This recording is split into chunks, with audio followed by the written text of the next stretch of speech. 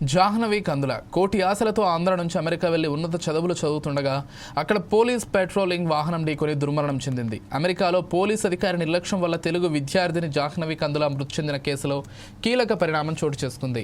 ఆమె కుటుంబానికి $29 మిలియన్ అంటే ఇండియన్ కరెన్సీలో దాదాపు 262 కోట్ల రూపాయల పరిహారం చెల్లించేందుకు సియాటిల్ ఒప్పందం కుదుర్చుకుంది.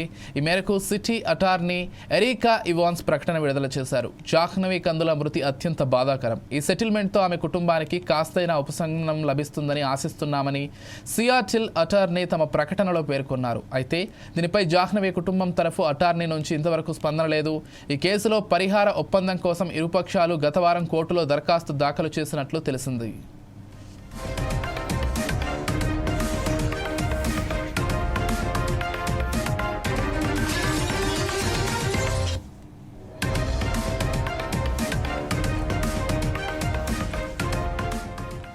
జాహ్నవి ఏపీలోని కర్నూలుకు చెందిన అమ్మాయి. 2021 హైయర్ స్టడీస్ కోసం యుఎస్ వెళ్ళింది.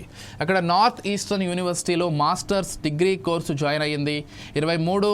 జనవరి 23వ తేదీన ఆమె రోడ్డు దాటుతుండగా పోలీస్ పెట్రోలింగ్ వాహనం వేగంగా వచ్చి ఢీకొట్టింది. ఈ ప్రమాదంలో 100 అడుగుల దూరంలో ఎగిరిపడిన జాహ్నవి స్పాట్లో ప్రాణాలు కోల్పోయింది. పోలీస్ వాహనం డ్రైవ్ చేస్తున్న కెవిన్ డవే అనే అధికారి ఈ ప్రమాదానికి కారణమయ్యారు. అయితే ఆమె మృతిపై మరో అధికారి డేనియల్ అడరర్ అత్యంత నిర్లక్ష్యంగా జోకులు వేస్తూ మరో అధికారితో మాట్లాడడం తీవ్ర వివాదాస్పదమైంది.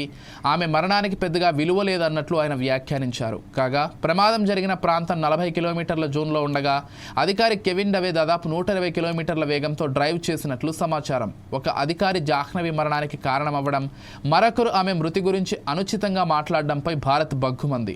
నెటిజన్స్ తీవ్ర స్థాయిలో విరుచుకుపడ్డారు. అటు అమెరికా పౌరులు సైతం అధికారి డేనియల్ అడరర్ తీరును ఖండించారు. దీంతో అతను పై వేటు పడింది. విధుల నుంచి పోలీస్ ఏజెన్సీ తప్పించింది.